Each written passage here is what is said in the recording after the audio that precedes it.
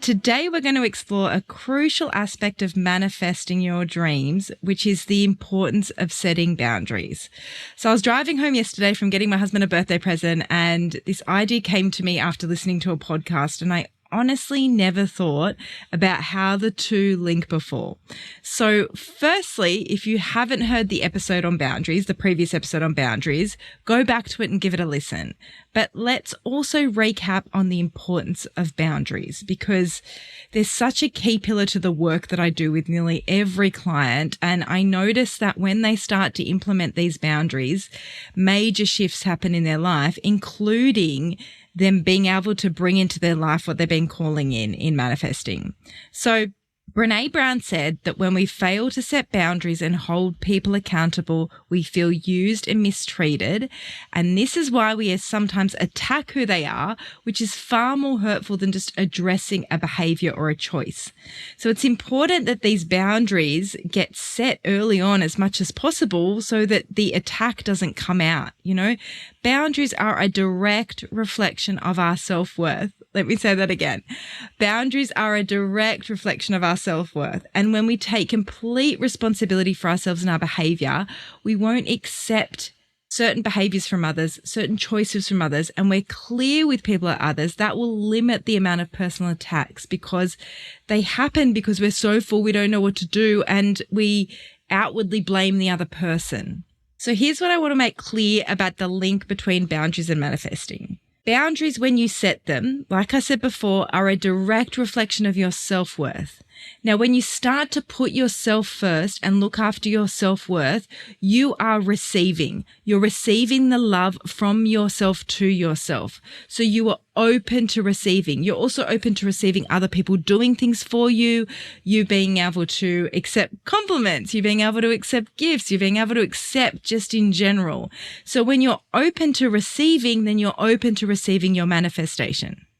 Do you see the link? When it's closed, when you're not open to receiving and you're in the space of giving, which may on the surface seem really lovely, but if you give away your time, you give away your morals, you give away your values because your boundaries are weak, then you're not open to receiving, you're giving and it looks like you're in control.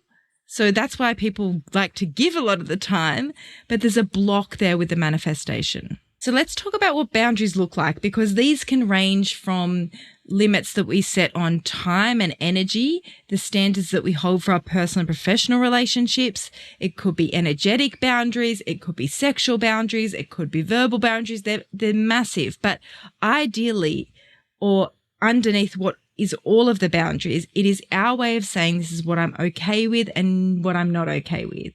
And when we fail to communicate or uphold a boundary because we're scared of ruffling feathers or upsetting people, it does not only does it harm us, but it's confusing for the other party because they're so unclear about how you're really feeling or where you stand on things.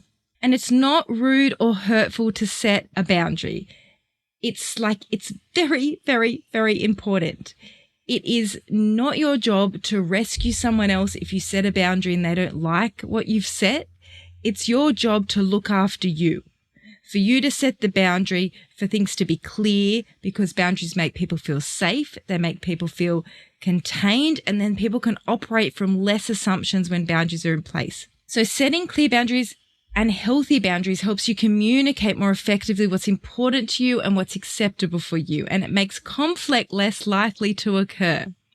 And boundaries are there to support you to not burn out and keep your relationships healthier for longer. So setting them doesn't have to be difficult, but it does require a level of self-respect, which is why I say again that setting boundaries is a direct reflection of your self-worth. And so it's important to not only set them, but to keep them and to hold them in place, which is why it's important to be consistent and clear with them. And that doesn't mean that goalposts can't change. But if you set a boundary, then you change your mind again, it's confusing and it's not clear what's okay for you. So how do we implement them? That's the most important thing. Let's talk about how to implement these boundaries if you're unsure how to do so.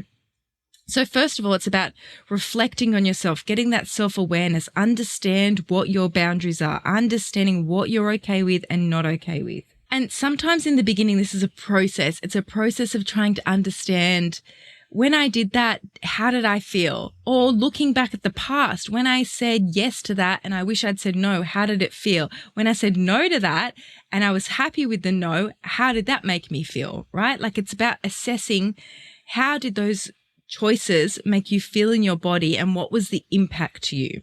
Then it's about, once you've kind of identified those areas, it's about defining the boundaries clearly, making them as clear and understandable as possible. So spend your time thinking about the way that you want to be treated, how you want people to talk to you, the kind of responsibilities you're willing to take on, who you're willing to see, when you're willing to see them, where you want to put your time and energy. Get clear on that. And that might be, I don't mean that you have to set them and then you don't have time to change your mind or reassess. Like, I'm so supportive of people saying, yeah, I'm in for something. And then on the day, if they don't feel like it, I need to put myself first today. Well done. Amazing. They're the type of friends that you want around you. I still remember when a friend first did this to me, and we had planned to go out, and she said to me, I really want to spend time with me today. I haven't had any time like that. And I was like, yes, absolutely. That's amazing. And it highlighted for me that I didn't do that at the time. I used to say yes and do things because I felt like I needed to stick to my word. I felt like if I changed my word at that moment, that I was out of integrity, and integrity is a very high value for me. But it's not out of integrity, because I'm living in alignment with myself and with my values and what's important. So you're defining the values, you're communicating the boundaries with people, and this can be the most challenging part, but the most essential. And it doesn't have to be confrontational. It can be really clear and calm and an expression of what you need, right? I would make it as simple as possible. You don't need to overcomplicate it. The clearer it is for people, the better it will be going forward. And remember, setting boundaries isn't about being selfish. It's about self-respect. So the next important part is to practice that consistency. Practice being consistent with those boundaries, because as I said before, if you put them in place and you chop and change, it can be confusing. Not that you can't change your mind by any means, but an example of this is, if you allow, first time you say to someone, they speak to you rudely and you say, I'm not okay with the way that you spoke to me like that. This is how I want to be treated. Then they do it again and you accept that behavior. That's confusing, because are you okay with it or are you not okay with it? That person doesn't really know where to go, and you'll probably get mixed behavior from them. Then be prepared for resistance, because particularly with people who you've had relationships with previously, when you start to implement boundaries or you change where the goalposts are, some people don't like that, because that reflects back to them what they're not doing. It sometimes makes them feel uncomfortable. They're used to you being in a certain way. They're used to you responding in a certain way. So when you change that, people don't necessarily like change. So they can get uncomfortable with that. But that doesn't mean it's the wrong thing to do. I want that to be very clear. It needs to feel good in your body. The response from them doesn't indicate that you need to change your boundary. So it's about just being aware that that resistance might come up. So if the resistance comes up, we need self-care and we need support, right? So it's important that in this time you look after yourself, which is exactly what we're trying to do with the boundaries and manifesting. So the more that you can practice that self-care, that real self-care, self-love, how do you put yourself first? How do you even have boundaries with yourself, right? People often forget that they can have boundaries with others, but then they override their boundaries with themselves. And I was doing this at the end of last year, so I can tell you how easily it slipped through. I'm great at boundaries with other people, but when it came to myself, I said to myself I was going to go to yoga every day, every morning, and then I'd override my own calendar and book a client in because they needed that time and I was really busy. So it's really easy to override your own boundaries. But it's important for me to put myself first and have space for me so that I am good at what I do, right? And that space is really, really, really important. Then I really want you to celebrate. I want you to celebrate the boundaries you've put in place. You can, be really happy when they've worked out. Notice how good it can feel. Like when you implement that boundary, how did it feel for you? Do you feel stronger? Do you feel scared? Like that's okay if you feel scared too, because it's not easy in the beginning.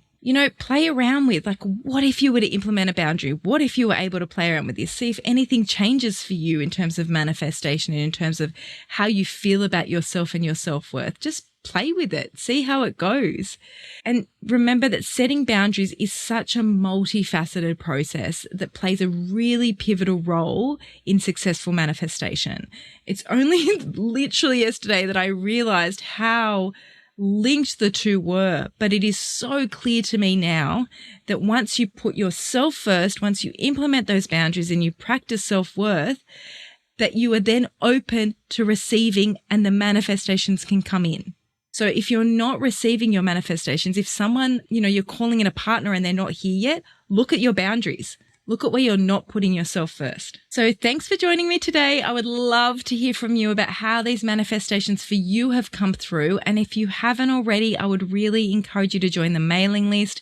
As in 2024, there are some really, really, really exciting programs coming out for couples and singles that you'll be only privy to if you follow me on socials or that you're on the mailing list. So I don't want you to miss out. Join the list. The link will be in the show notes, and I'll see you next week.